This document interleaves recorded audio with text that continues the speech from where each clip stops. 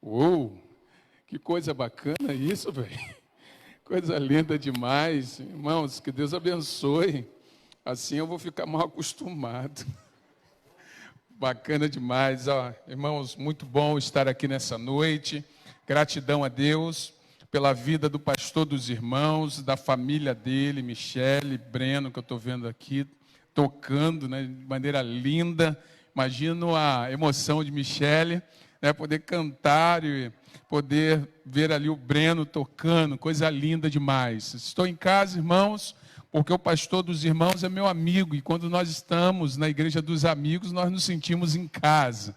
Então, estou muito feliz de ver tudo aquilo que Deus tem feito aqui nesse lugar. Eu estive aqui quando você tomou posse, e aí foi um momento muito lindo também. Estou acompanhado aqui do meu brother Carlinhos. Ele trabalha comigo no Ministério de Homens lá da igreja. Ele também é o tesoureiro, mas ele é um grande irmão, é um grande brother, e eu hoje senti o desejo de convidá-lo a estar comigo aqui nessa noite. Queridos, eu quero convidá-los a abrir a sua Bíblia no livro de Atos, capítulo 6. Nós vamos ler do versículo 1 ao versículo 7.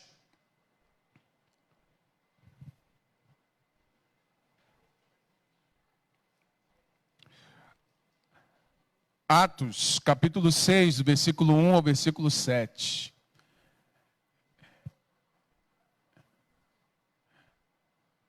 Michele, essa é a Bruna? Olha só como é que já está, rapaz. Bruna, que Deus te abençoe, tá? É que eu estava imaginando você ainda pequenininha ainda. Que Deus abençoe. Obrigado. Olha o anjo aí, ó. Maravilha. Atos, capítulo 6, do versículo 1 ao versículo 7. Os irmãos estão nessa semana da virada falando sobre crescimento, é isso aí? E isso é algo muito bacana. E eu particularmente gosto muito desse texto que nós vamos ler aqui. Eu gosto de ler e reler o livro de Atos, porque ele é um livro que nos inspira. Inspira a nossa vida pessoalmente, nos inspira como igreja a nós continuarmos na nossa caminhada de crescimento. E eu quero convidar os irmãos hoje a pensar comigo sobre uma igreja imparável. Uma igreja imparável. Diz assim a palavra de Deus: naqueles dias, aumentando o número dos discípulos, houve murmuração dos helenistas contra os hebreus, porque as viúvas deles estavam sendo esquecidas na distribuição diária. Então os 12 convocaram a comunidade dos discípulos e disseram: não é correto que nós abandonemos a palavra de Deus para servir às mesas. Por isso, irmãos, escolham entre vocês 7 homens de boa reputação, cheios do Espírito e de sabedoria, para os encarregarmos desse serviço. Quanto a nós, nos consagraremos à oração e ao ministério da palavra. O parecer agradou a todos. Então elegeram Estevão, homem cheio de fé e do Espírito Santo, Filipe, Prócoro, Nicanor, Timão, Pármenas e Nicolau, prosélito de Antioquia. Apresentaram estes homens aos apóstolos que, orando, lhes impuseram as mãos. A palavra de Deus crescia e em Jerusalém o número dos discípulos aumentava. Também um grande grupo de sacerdotes obedecia à fé. Queria convidar você a orar comigo, baixar sua cabeça e nós orarmos. Senhor, nós estamos aqui e queremos te agradecer por tudo aquilo que o Senhor já tem falado aos nossos corações. E Pai querido, nessa hora, na ministração da Tua palavra, que Teu Espírito, Senhor, nos traga entendimento, clareza na mente e no nosso coração, para entendermos, compreendermos os princípios espirituais da Tua palavra.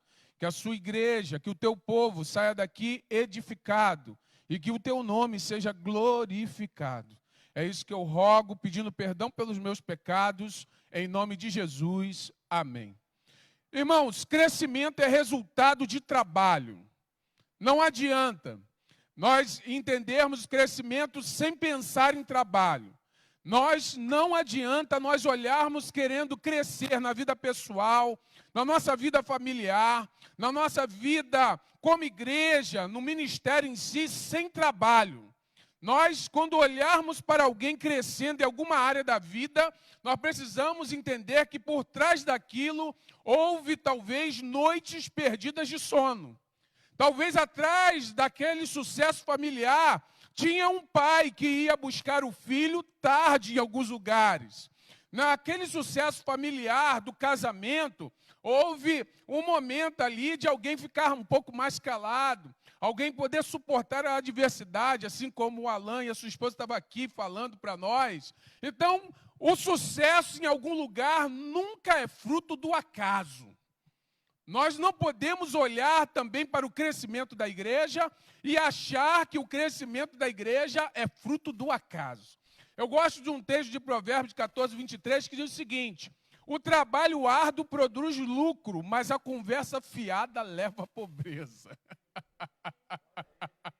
Eu, irmão, quando eu li esse texto, eu falei: Senhor, vamos deixar a conversa fiada para lá. Porque conversa fiada leva à pobreza. Alguém às vezes fica pensando assim: não, eu vou jogar na mega da virada. E aí o cara fica pensando que vai ganhar lá. Meu irmão, tem que trabalhar, não adianta. Nós olhamos agora para o texto e nós vamos olhar com muita clareza e perceber que tudo aquilo que está sendo gerado aqui no livro de Atos é resultado do trabalho da igreja. Mas todo o crescimento, irmão, gera dores também. Porque o crescimento, por que ele gera dores? Porque uma igreja que vai crescer e que está crescendo, vai passar pelas dores do crescimento. Irmãos, nós lá estamos fazendo uma obra, o pastor Bruno está acompanhando. Olha, o crescimento é algo que vai nos ajeitando. Nós vamos enfrentando a adversidade, nós vamos começando a perceber com muita clareza que crescer dói. O desconforto, a insatisfação, a aspiração de realizar as coisas com excelência, o anseio de inspirar pessoas, tudo isso é fruto do crescimento na nossa vida. Nós queremos ser relevantes, e quem quer ser relevante, quem quiser crescer, vai ter essas coisas dentro de si. Vai sempre achar: opa, eu posso fazer um pouco mais. Irmãos, e todo pastor, todo líder, deseja ver a sua igreja crescer. Todo líder. Eu, como pastor, eu quero que a Igreja Batista Central cresça. Eu quero que ela cresça numericamente. Eu quero que ela cresça também em maturidade. Todo pastor, todo líder quer ter na equação do crescimento, conjuntamente, a profundidade espiritual e o número de pessoas que se envolvem e desenvolvem o ministério. Todo pastor quer isso. Essa conversa de que eu não me importo com a quantidade, isso não rola não, irmãos. Isso não rola. Sabe por que isso não rola? Porque imagina, e aí talvez vocês tenham pensado: pô, pastor, mas... Irmãos, Deus nunca teve problema com números. Eu escutei alguém falando o seguinte: Deus nunca teve problema com números, por isso que tem um livro na Bíblia chamado... E se você olhar lá nesse livro, está sendo contado todo mundo. Então o problema de Deus não é com número. Talvez isso seja comigo, talvez isso seja com você, mas Deus não tem problema com isso. E todos nós, irmãos, queremos isso. Mas também se tem uma pergunta a ser respondida: como se deve medir o sucesso de uma igreja? O que é uma igreja bem-sucedida? Qual a medida que deve ser utilizada para nós falarmos que uma igreja está sendo bem-sucedida ou não? Eu estava folheando um livro, ainda não tive a oportunidade de ler esse livro todo, mas um livro de 2 estudiosos do crescimento da igreja, e eles falavam que, baseado em 3:6, a nossa cultura gosta de contar os sinais exteriores do crescimento ou do sucesso da igreja. Primeira coisa, nós gostamos do primeiro C, que é cabeças. Quantas cabeças tem numa celebração? Nós gostamos, às vezes, de contar, nós queremos saber quantas pessoas estavam presentes numa celebração. Segundo C é o C da conta bancária. Quanto uma igreja tem na conta bancária dela? O terceiro C é o C da construção. O que a igreja tem de prédio. Mas, irmãos, eu tenho aprendido que a pandemia botou tudo isso em xeque. Botou tudo isso em xeque. Eu lembro que quando isso começou, eu não sei nem que onda nós já estamos já. Eu já pulei tanta onda. Irmãos, lá na igreja, no domingo passado, a gente estava batizando 9 pessoas. Está sendo filmado, né? Tem que tomar cuidado com o que eu vou falar. Porque eu pensei que Belford Roxo fica escondido, mas alguém pode. Agora é de Belford Roxo para as nações, meu irmão. Assim como também é daqui para as nações. Mas interessante, irmãos, que nós estávamos lá e eu falei para os irmãos, nós precisamos agradecer ao Senhor porque você chegou no último mês desse ano.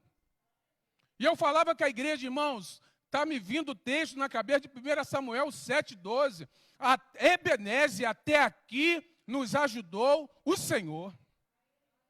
Irmão, você chegou até o final, graças a Deus, no meio de tanta gente que ficou pelo meio do caminho. Provavelmente aqui, como aconteceu lá na igreja, como aconteceu na minha família, talvez você perdeu alguém. Você está vivendo a dor do luto, talvez ainda, mas eu quero falar para você o seguinte: celebre a vida. Celebre a sua vida. Agradeça a Deus. E eu falo isso, irmãos, isso não é algo tão simples, mas eu falo isso porque eu perdi um cunhado de 46 anos. Foi fácil não, foi difícil. E essa pandemia, quando chegou, eu pensei que, assim, férias de uma semana, pastoral. Uma semana, gente, de férias. Não, uma semana. Eu lembro, falei, gente, isso está na China, isso nunca vai chegar em Belford Roxo. Meu Deus, esse vírus nem conhece Belford Roxo. Foi o que eu pensei. Falei, cara, eu nunca fui na China, esses caras nem sabem que a gente existe aqui. Daqui a pouco está alguém lá, pastor. Já tem uns 3 casos por aí. Eu falei, que isso, rapaz? Como é que isso achou a gente aqui? Uma coisa que eu pensei que era uma semana, nós pensávamos talvez que fosse 3 meses, já estamos aí em 2 anos, não é isso aí? Irmãos, a pandemia botou esses 6 em xeque. Esse negócio que a gente pode perceber que a estrutura em si, ela pode falar alguma coisa, mas ela não fala tudo de uma igreja. Conta bancária, coitado, minha mãe ficava assim, meu filho, e agora como é que vai ser? Eu falei, mãe, sempre foi pela fé, a senhora não entendeu, não? Na igreja todo mês é um milagre. Na igreja todo mês é um milagre. Quem tem negócio também é empreendedor, todo mês é um milagre. É um milagre, porque tem lá a loja, tem um aluguel, tem os funcionários, mas você tem talvez uma previsão de venda, mas não sabe se aquilo tudo vai vender. Irmãos, na verdade, nós vivemos pela fé. Em qualquer dimensão que a gente está, não é só a questão da igreja. Nós vivemos isso aí, é de orar aqui e ser surpreendido no e-mail. É de orar e de repente alguém ligar para você e falar, olha, eu lembrei de você, indiquei você. Aconteceu isso com um rapaz que foi se aconselhar comigo. Ele falou, pastor, estou querendo casar, e ele está querendo fazer um negócio legal, um negócio bacana. E ele falou, pastor, parece que agora que eu quero casar, parece que as portas se fecharam. Eu falei, vamos orar. E aí nós oramos lá, e aí depois, quando eu cheguei em casa, Deus realmente tem sido bom com a gente. Quando eu cheguei em casa, ele me mandou um zap. Pastor, recebi uma mensagem aqui do lugar onde eu tinha me inscrito para fazer uma entrevista e já me chamaram na quarta-feira. Eu falei, aleluia, vamos orar. Irmãos, a igreja, ela vive de milagre, ela vive de fé. E essa pandemia, irmãos, mostrou para nós que uma igreja é uma igreja imparável. Eu lembro que quando nós nos reunimos pela primeira vez presencialmente, quando nós voltamos, eu fiquei emocionado, porque eu entendi que nada para a igreja de Jesus. Nada para a igreja de Jesus. Irmãos, o que para a igreja é pecado, o que para a igreja é desânimo, o que para a igreja são outras coisas, mas coisas exteriores não param a igreja. Nada para a igreja de Jesus. E é por isso que nessa noite eu quero falar para você sobre uma igreja imparável. Porque aqui no livro de Atos, existem várias estratégias para parar a igreja. Perseguição, sofrimento, e quanto mais persegue, mais a igreja cresce. Quanto mais tem sofrimento, mais a igreja cresce. E aqui nós vamos ver algumas coisas. A primeira coisa que eu queria mostrar para você nesse texto é que uma igreja imparável continua a crescer apesar dos conflitos. Irmãos, uma coisa que me chama a atenção nesse texto, e uma das dores do crescimento, é que haverá conflito. Haverá conflito. Você sabe que a maturidade dos relacionamentos passa por algumas fases. Primeiro nós passamos aquela fase do namoro, tudo é lindo, tudo é bacana, cada um vai para a sua casa, a gente briga e cada um vai para a sua casa, e no outro dia a gente se encontra e parece que nada aconteceu. O legal é quando casa, que você briga e você dorme na mesma cama, e você fala com ele, eu te amo, que Deus te abençoe, e eu também te amo. Aí a gente já está caminhando já, porque tem os conflitos. Mas depois o casal, ele passa para aquela fase da maturidade. Ele deixa de brigar por coisa boba. E aqui essa igreja é uma igreja nova. Mas ela está passando já por um desafio do conflito. Essa igreja está passando agora a sua primeira crise de organização. O crescimento explosivo dessa igreja, da igreja, trouxe a ela a necessidade de mais organização. Você sabe que quando uma igreja começa a crescer, ela precisa tratar de algumas coisas. Essa igreja tinha vivido já uma situação muito difícil no capítulo anterior de Ananias e Safira. Ela tratou com o pecado. Depois de tratar com o pecado, ela já havia superado a perseguição e o sofrimento. E agora ela está crescendo cada vez mais, e de uma maneira tão intensa que não tem nem número. Já não tem número. O Lucas só diz o seguinte, naqueles dias aumentando o número de... É um número. Mas não é um número pelo número, é porque é o seguinte, já não tinha mais como contar. Já tinha sido acrescentado 5.000, já tinha sido acrescentado 3.000, já não tinha mais como contar. E se nós fizermos aqui um cálculo simples, irmãos, que só eram contados homens, se botar crianças, mulheres, aquela igreja já tinha mais de 20.000 pessoas. E você sabe que nós, como igreja, quando nós crescemos, nós vivemos situações de conflito. E aqui estava uma situação que Satanás poderia usar. Usar como uma força devastadora contra a igreja. Irmãos, uma das táticas de Satanás para deter o crescimento da igreja é promover dissensão no meio da igreja. Irmãos, perseguição, talvez o inimigo tente, mas quando vai perseguir, o povo se une mais. Quer ver um exemplo? E não é nem um exemplo, talvez, cristão, mas é uma coisa muito impressionante. Eu fiquei impressionado com a questão do Maurício Souza, aquele jogador de vôlei. Irmãos, eu fiquei impressionado porque quando o homem foi lá criticado, eu fui ver o número de seguidores. Era 250. Daqui a pouco, já tinha 2 milhões. Falei, gente, o que é isso?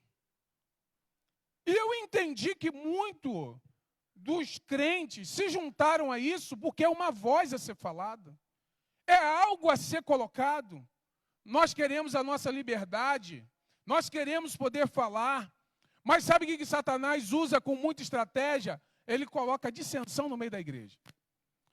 Porque Jesus já falou o seguinte, um reino dividido, o que acontece? Ele não subsiste. Ele não subsiste. Por quê? Porque uma igreja abalada por conflitos internos, ela tem sua energia dissipada. Tem que apagar um fogo aqui, tem que apagar um fogo ali, tem que apagar um fogo aqui. Ao invés da igreja se unir para ir em direção àquilo que o propósito que Deus tem chamado ela fica com a sua energia dissipada.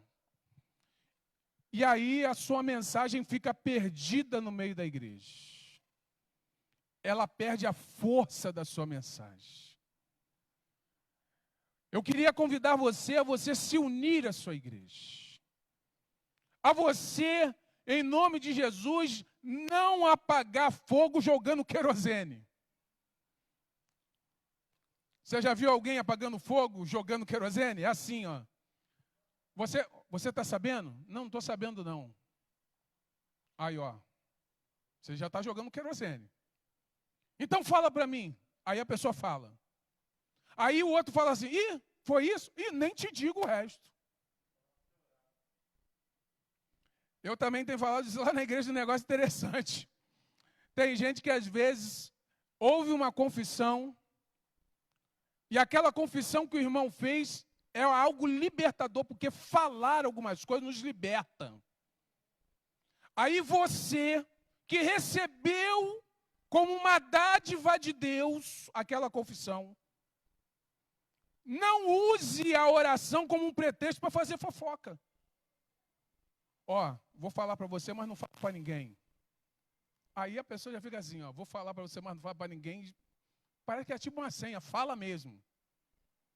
Ó, fulano me falou, mas não fala para ninguém. Irmão, se fulano te falou e não é para falar para ninguém, leva isso para o caixão, em nome de Jesus. Sabe por quê, irmãos? Porque nós precisamos, no meio das nossas igrejas, de um ambiente de cura. Um ambiente de cura. E eu falo isso aqui, irmãos, que eu tenho falado isso lá na igreja. Lá nós temos as células na nossa igreja, fala assim, olha só, o que você escutou na sua célula, fica na sua célula em nome de Jesus. Porque, irmãos, nós entendemos que o inimigo usa a dissensão para tentar parar o crescimento da igreja. Mas tem uma coisa muito boa. Quando a igreja enfrenta sérios problemas, esse problema oferece inúmeras possibilidades e oportunidade para os seus líderes e seus membros. Oportunidade de o quê? Oportunidade de aprofundar a comunhão. Oportunidade de superar obstáculos. Quando uma igreja, irmãos, ela enfrenta os problemas, e às vezes sérios problemas, assim como uma família, quando ela enfrenta uma crise, ela tem a oportunidade de sair mais forte daquela crise. Sair mais forte daquele problema. Os problemas são a oportunidade de avaliar nosso ministério e descobrir que mudanças precisam ser feitas. Nós precisamos olhar os problemas com outros olhos. Quando você enfrentar um problema, não fica olhando para ele como um empecilho. Você talvez descobriu uma maneira de não se fazer aquilo daquele jeito, mas tinha que se fazer de outro jeito. É isso que acontece. Mas eu queria caminhar um pouco mais, e a segunda lição que eu quero tirar desse texto: uma igreja imparável cresce descobrindo novos líderes. Irmãos, uma coisa para mim está muito clara aqui, é que um problema, e o problema era sério, você sabe, né? Quando se fala de comida, o problema é sério. Aqui o problema era a comida.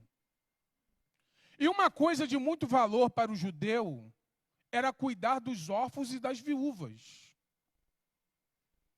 Esquecer de uma viúva era um pecado mortal.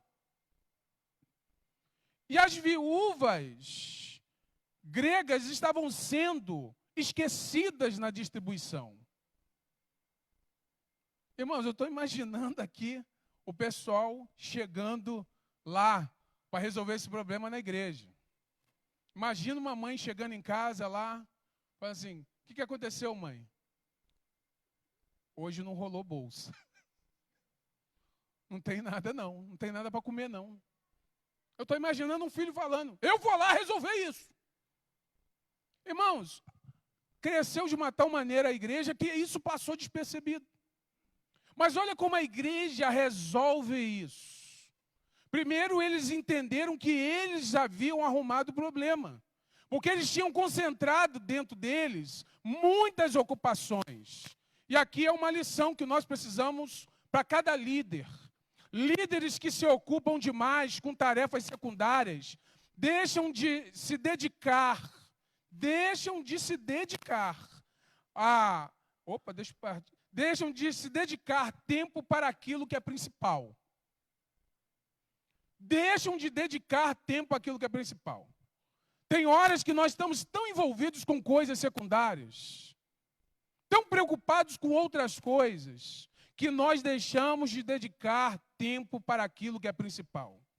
Outra coisa, líderes que não sabem delegar, que não aprendem a confiar, deixam de lado o tempo necessário para o estudo da Bíblia e da oração. Irmãos, uma da chamada do líder é descobrir novos líderes. Lá na igreja nós estamos atrás dos improváveis. Porque Jesus escolheu os improváveis. Se você olhar para a sua vida, quando eu olho para a minha vida, eu falo assim, eu sou improvável. Eu sou improvável.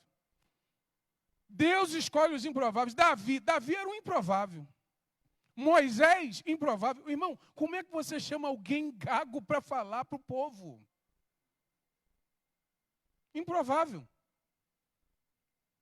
Quando você olha os discípulos, a escolha dos discípulos, irmãos, como é que você coloca um zelote, um cara que é nacionalista ao extremo, sentado com Mateus, o publicano?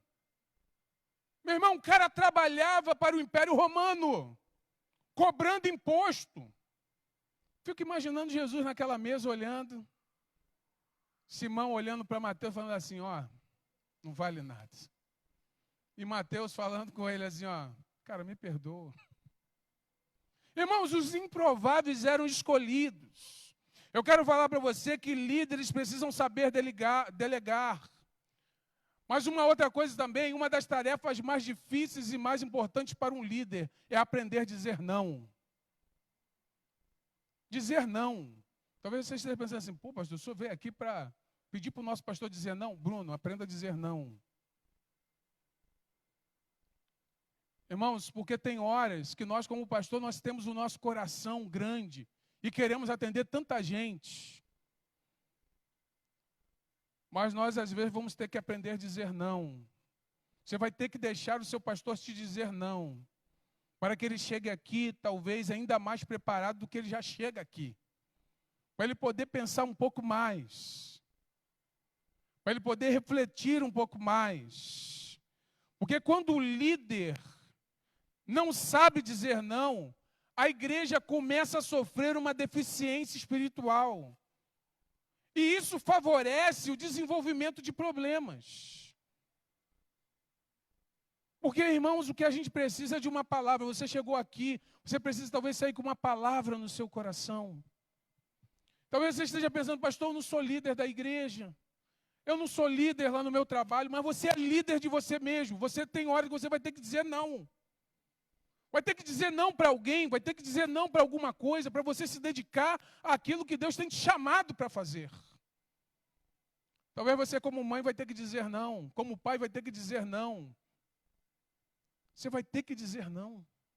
Irmãos, nós precisamos aprender a dizer não. Porque líderes criam problemas porque querem fazer coisas demais ao mesmo tempo. Tem uma coisa no circo que eu acho muito engraçado, e eu acho que às vezes nós fazemos a mesma coisa, ou tentamos fazer a mesma coisa. Você já viu aquele cara que fica lá rodando o prato, e ele roda um prato, e bota o outro para rodar, e bota o outro para rodar, e bota o outro para rodar. E aí tem hora que ele tem que correr lá no primeiro, e vai correndo, botando os pratos para rodar. Mas, irmãos, no nosso caso, tem horas que nós vamos deixar um desses pratos cair. Nós, às vezes, temos muitas coisas para administrar. Eu não digo só o pastor, não digo só você líder. Eu digo você como pessoa também. Nós temos muitas coisas. E aqui nós vemos que essa igreja fez alguns ajustes. Eu não sei como você já tem pensado a sua vida para 2022. Mas está sendo muito bacana, os irmãos começaram uma semana da virada, já na segunda semana de dezembro, para você já começar a repensar a sua vida para 2022. Porque 2022 não começa no dia 1º de janeiro. Talvez para você 2022 já está começando nessa semana. Está começando nessa semana. Porque quando chegar o dia 1º de janeiro de 2022, algumas coisas talvez já estão resolvidas. Já estão decididas. Mas se você quiser esperar para resolver só no dia 1º de janeiro de 2022, a gente perde um certo tempo com isso. Talvez já seja o tempo de você saber, opa, o que eu vou priorizar. Lá em casa, a Meriane já falou comigo, Bruno. Ó, ano que vem nós já vamos fazer isso. Nós já temos um projeto como família. Não dá para esperar virar 2022. Nós já estamos pensando, eu já estou resolvendo algumas coisas nesse ano, que eu já quero entrar em 2022 com isso na minha mente. Lá na igreja nós já estamos também trabalhando, pensando nisso. Por isso, uma igreja, uma família, uma pessoa não deve ter medo de fazer ajustes. Ajustes em seu orçamento, ajustes em sua estrutura, a fim de dar mais espaço para a expansão de ministérios, expansão de projetos familiares, espaço para projetos pessoais. Você não deve ter medo de fazer ajustes. Irmãos, o que mais acontece na nossa vida são mudanças. Você não pode ter medo da mudança. Nós não podemos. Quando uma igreja se recusa a mudar as suas estruturas, ela corre o risco de destruir ministérios. Tem horas que nós vamos precisar mudar algumas coisas. Quando uma igreja está comprometida com o ministério de edificar, de também equipar os membros da sua igreja, ela não vai precisar procurar líderes em outro lugar. Os líderes vão surgir na própria igreja. E é isso que aconteceu aqui, irmãos. O que aconteceu aqui foi algo muito interessante, que lá no versículo 3 fala sobre isso. Por isso, escolham. Escolham aonde? Escolham entre vocês. Escolha entre vocês. Olha, eles têm que ser homens de boa reputação, cheios do Espírito, cheios de sabedoria, e nós vamos encarregar eles de cuidar desse serviço, que era um serviço tão importante quanto pregar a palavra. Porque na igreja não existe ministério menos importante, todos os ministérios são importantes. Quando eu cheguei aqui, o pessoal que já me recebeu ali no estacionamento, já foi uma bênção para nós. O pessoal da recepção já chegou. Opa, seja bem-vindo, que Deus abençoe. Irmãos, todo ministério é importante. Não existe ministério menos importante. Todos são importantes. E aqui você vai ver que o problema, em algum momento, também é uma oportunidade para demonstrar amor. Quando você, na sua casa, quando aqui na igreja acontecer alguma situação adversa, irmão, você está com uma grande oportunidade de demonstrar amor. Sabe como essa igreja demonstrou amor? Todo mundo que foi escolhido, ninguém era judeu no sentido assim, todos eles eram judeus helênicos. Então, o que aquela igreja estava falando? O seguinte: quem está sendo menos favorecida? As viúvas hebreias de origem grega. Então, nós vamos colocar homens gregos para olhar para essa necessidade. Irmãos, isso foi uma demonstração de amor. Isso foi uma demonstração de amor. Fala o seguinte, nós temos uma necessidade. Quem cuida melhor dessa necessidade são aqueles que convivem lá com essas pessoas. Irmãos, nós precisamos entender que uma igreja imparável, ela cresce descobrindo novos líderes. Mas, em último lugar, nessa noite, uma igreja imparável não se desvia da sua vocação apostólica. Quando nós falamos, irmãos, de uma vocação apostólica, nós estamos falando da propagação do Evangelho. Porque nós vamos ver aqui que, graças a Deus, o parecer foi bom para todo mundo, escolheu os homens, e agora esses homens são levados aos apóstolos, eles oram, compartilham a liderança, porque a imposição de mãos, existe um conceito muito forte sobre isso, pedindo a bênção de Deus, consagrando esses homens ao ministério que eles iam exercer, e agora a igreja continua fazendo o que ela tem que fazer.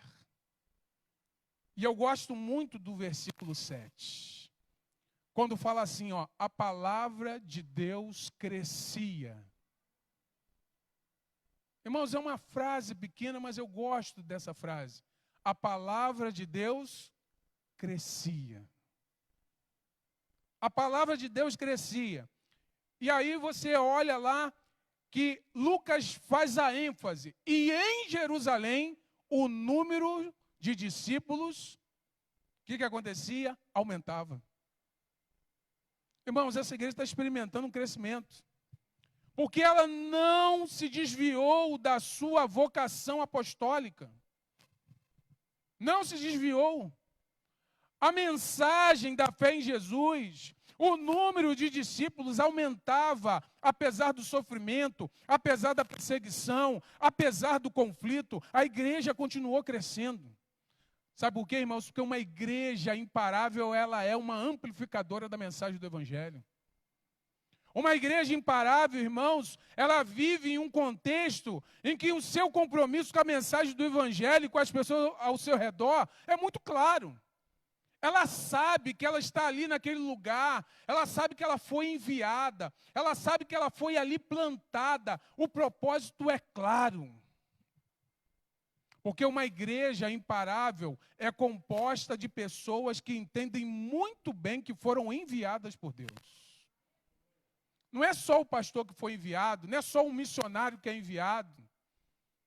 Irmãos, nós vamos acabar esse culto, você está sendo enviado para casa. Vai ser um missionário. Amanhã você vai pegar, aqueles que trabalham vão pegar aquela condução. Vai ter aquela oportunidade de ter aquela conversa no ponto. Vai ter aquela conversa de, talvez de 1 hora ou mais ali do lado. E é legal quando alguém começa a puxar a conversa e você está com vontade de dormir, né? É bacana isso, né? Cara, você tem que falar assim, Senhor, o Senhor está me dando uma oportunidade, me ajuda, Senhor. Você está sendo enviado.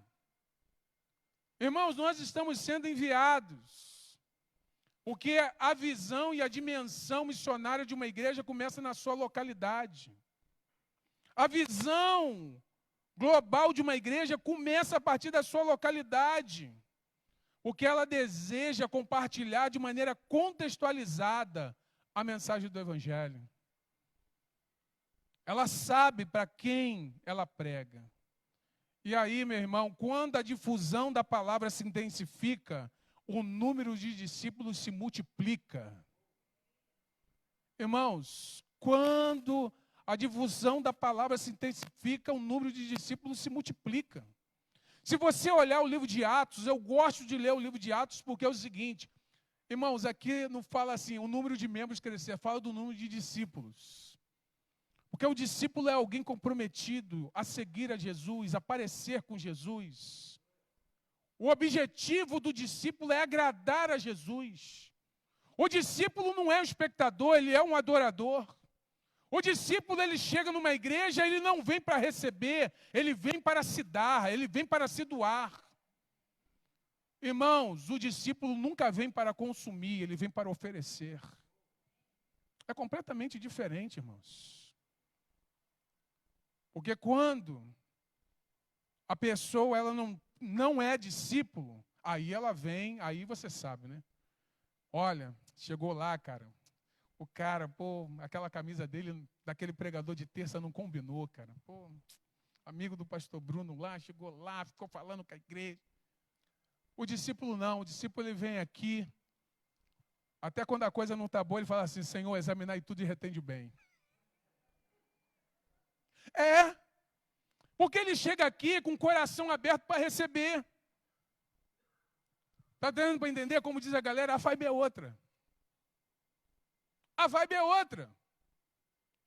Ele começa a entender com muita clareza que uma igreja imparável sabe que o evangelho é capaz de alcançar os mais improváveis e transformá-los em discípulos de Jesus. Irmãos, porque esse texto aqui, Lucas faz aqui um resumo maravilhoso. Fala que o número de discípulos aumentava, mas também, olha só, também um grande grupo de sacerdotes obedeciam à fé. Irmãos, esses eram os menos prováveis de receber a mensagem do evangelho. Os menos prováveis. Eles não faziam parte do sinédrio, mas eles eram alguém que estavam tão comprometidos com a religião, que talvez ao ouvirem falar sobre Jesus, o cara ia ter uma resistência. Mas a palavra estava tomando conta de Jerusalém de tal maneira que aqueles mais improváveis estavam sendo alcançados pelo evangelho. Irmãos, nós precisamos orar. Precisamos trabalhar. Eu gosto muito aqui do texto de Atos 5:42, porque eu entendo que Atos 5:42, logicamente, vem antes de Atos 6, versículo 1, mas fala ali do trabalho da igreja. E todos os dias, no templo e de casa em casa, não cessavam de ensinar e de pregar que Jesus é o Cristo. Irmãos, essa é a nossa mensagem. Uma igreja imparável, ela não se desvia da sua vocação apostólica. Irmãos, a oração é que Deus abençoe muitos irmãos, que dê um crescimento exponencial, que esse crescimento não aconteça somente no ano que vem, mas já esteja acontecendo desde já, para a glória do nome de Jesus.